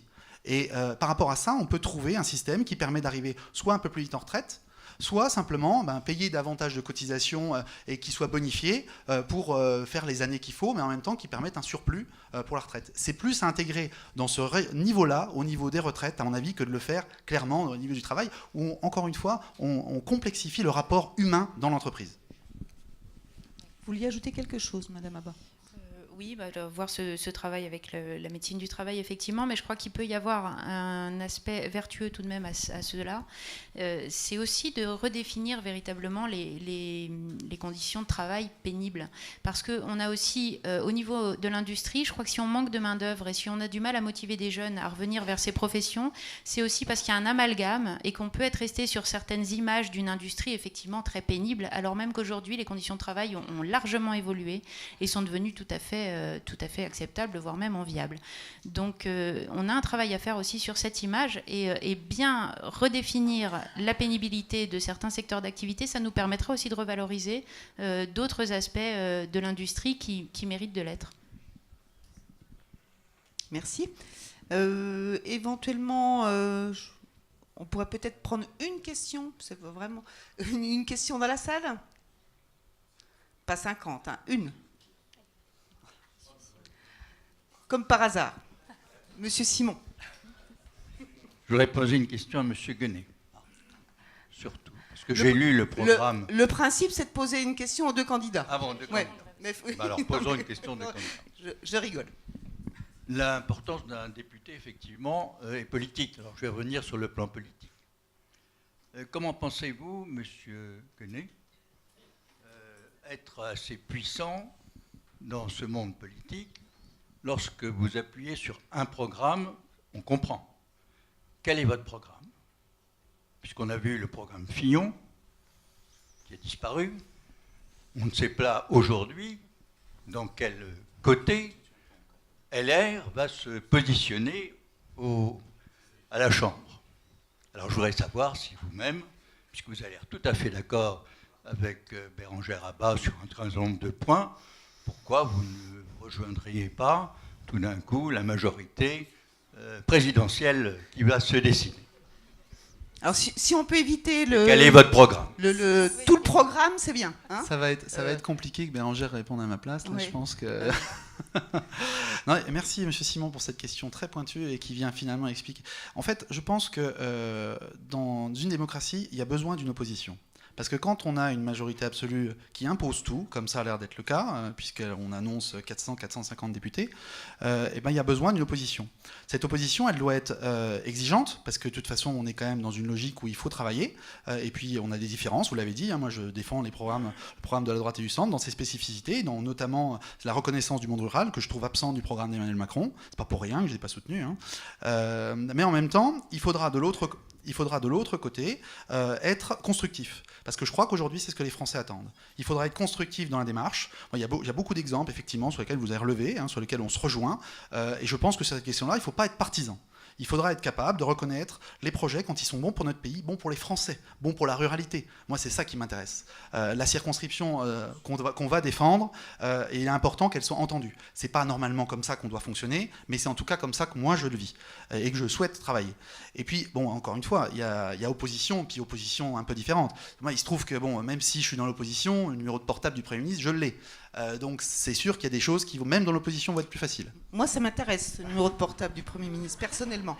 Alors, à défaut de répondre à Monsieur Simon, je vais peut-être répondre à Monsieur Guenet, à savoir que la majorité n'induit pas une perte totale d'esprit critique et une perte de mes engagements quant à la défense de mon territoire. Voilà. Non, mais une première chose. Et par contre, à l'inverse, sur les projets que j'accompagne et que je cautionne, il sera effectivement beaucoup plus facile, je pense tout de même, quoi qu'on en dise, dans une majorité, de les porter et de les faire entendre.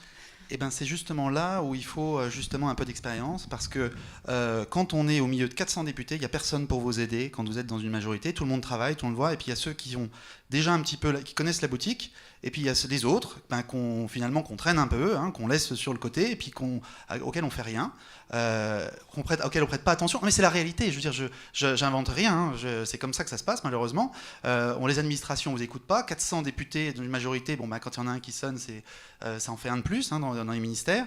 Quand on est à l'opposition, justement, l'important c'est de connaître les portes auxquelles il faut frapper. Il se trouve que oui, effectivement, j'ai une expérience dans les ministères qui fait que l'administration, elle n'a pas trop bougé ces dernières années, et que ça me permet d'aller directement voir pour les bons sujets, pour aller voir les gens, et justement d'apporter mon expérience au territoire, et sans doute peut-être d'avancer un peu plus vite parce que j'ai cette expérience. Vous allez répondre, Madame Oui, Abba. effectivement, le travail d'opposition du dernier mandat n'a pas eu un retentissement tel que je me sois rendu compte de ces réalités.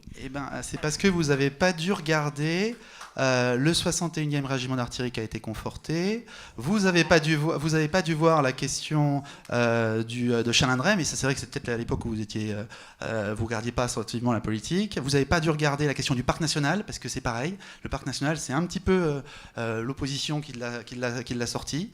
Donc voilà, donc je pense qu'il faut avoir un peu de mémoire aussi en politique. Alors je ne sais pas si c'est en guise de conclusion, mais justement Monsieur Simon m'a chippé ma question. Non, en fait je voulais vous poser une question un peu plus ouverte, brièvement. Quel député serez-vous ? Alors, une députée... Si vous êtes élue, bien sûr. Oui, tout à fait. Véritablement présente sur le territoire, c'est-à-dire présente à Paris uniquement pour le travail en commission et dans l'hémicycle, et le reste du temps présente dans chaque canton mensuellement, accessible et disponible aux différents acteurs, élus, acteurs économiques, associatifs. Voilà, véritablement en contact et aux prises avec mon territoire. Monsieur Guenet, si vous êtes élu député, quel député serez-vous ? Je vais redonder, c'est-à-dire que la proximité, c'est un élément essentiel. Un élément essentiel, la proximité, parce que justement, les gens, ils attendent ça. Il se trouve que c'est vrai que j'ai été le seul à faire la tournée des communes. Donc c'est vrai qu'on parle de proximité, finalement, c'est moi qui m'y connais un peu le mieux. Les 313 communes et communes associées, je les ai vues pendant cette campagne. Alors je les connaissais quand même très bien avant, parce qu'il se trouve que effectivement, je connais très bien ce territoire. Et ça fait que là, finalement, je n'ai qu'à pousser jusqu'à la logique assez simple, c'est-à-dire qu'il faut aller rencontrer les conseils municipaux, les acteurs locaux, parce que c'est comme ça qu'on construit la loi. L'intelligence collective, elle doit aussi venir de nos acteurs locaux. Moi, je crois que régulièrement, effectivement, mensuellement, dans chaque canton, sur la base des anciens cantons, parce qu'il y a plus de maillage de proximité, justement, organiser des réunions locales. Et puis aussi un élément important, parce que je pense que ça a touché tous nos concitoyens, enfin moi je m'en suis rendu compte là, ils attendent pas grand-chose de leur élu finalement. Qu'ils soient proches d'eux, qu'ils les servent, et surtout qu'ils soient honnêtes. Et ça, je pense que l'exemplarité, c'est un élément essentiel. Et puisqu'on parlait tout à l'heure des choses qu'il faudra faire, quoi qu'il arrive, c'est voter la loi sur l'exemplarité. Voilà. Je me tourne vers Madame Chartier au niveau de l'équilibre des temps de parole, ou je me tourne vers les candidats. Est-ce que vous vous sentez lésé par rapport au temps de parole ? À ce moment-là, on va vous laisser un temps de conclusion, si vous le souhaitez. Comment ? Ou à ce moment-là, vous estimez...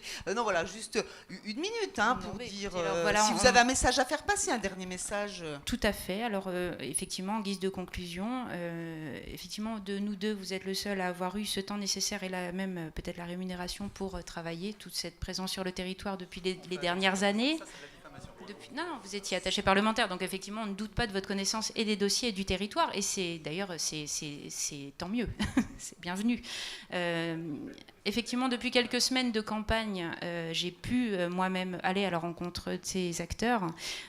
Pour beaucoup d'ailleurs, n'avaient qu'un souvenir très éloigné de votre venue à l'horizon de 5 ans.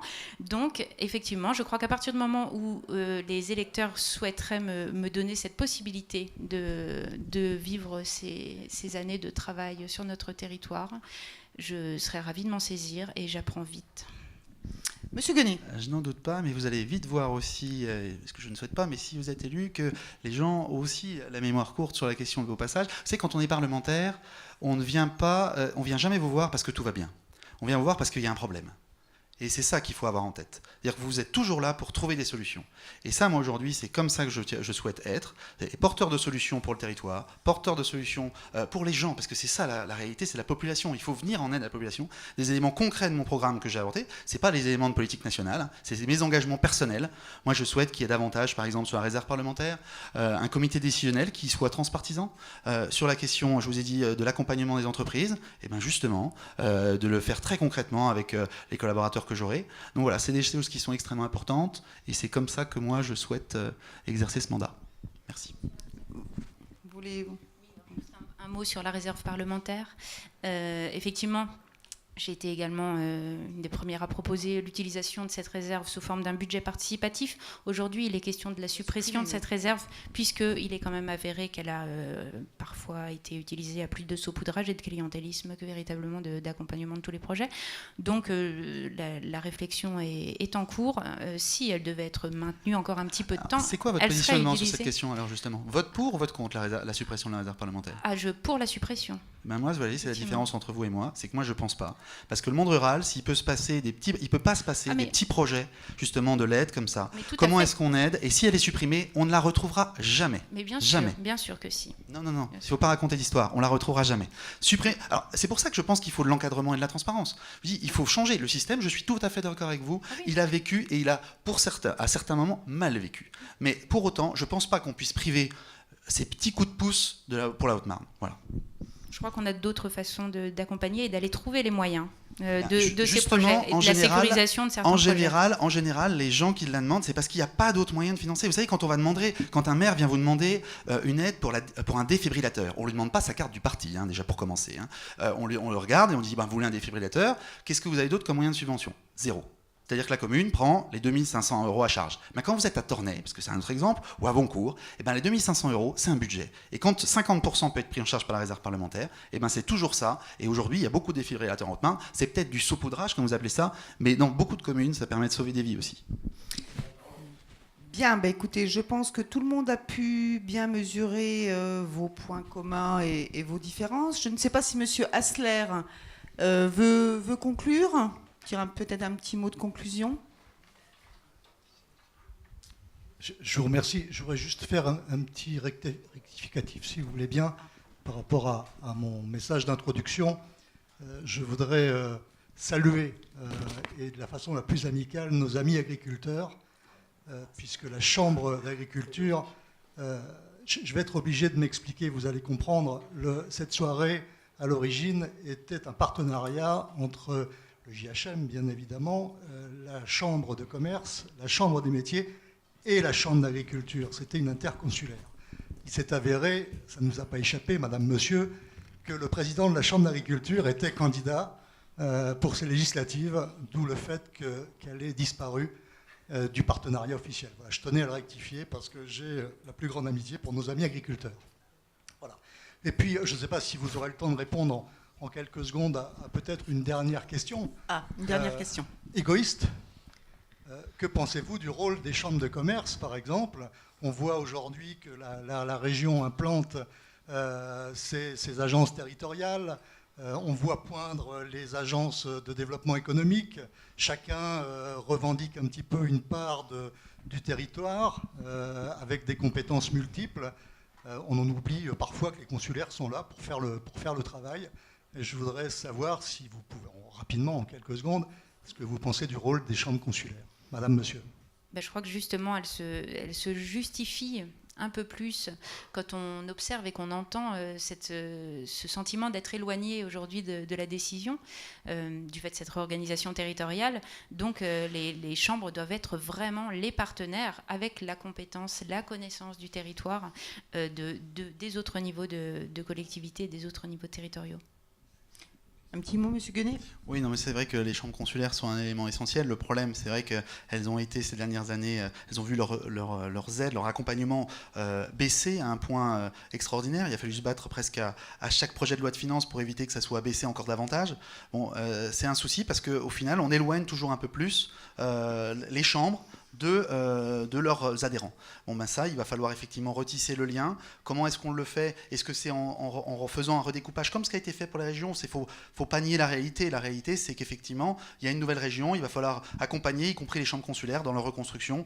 Il faudra le faire, mais aussi en essayant de consacrer un petit peu les moyens pour elles, parce que c'est vrai que si elles n'ont pas de moyens de fonctionner, forcément, elles disparaissent au fur et à mesure.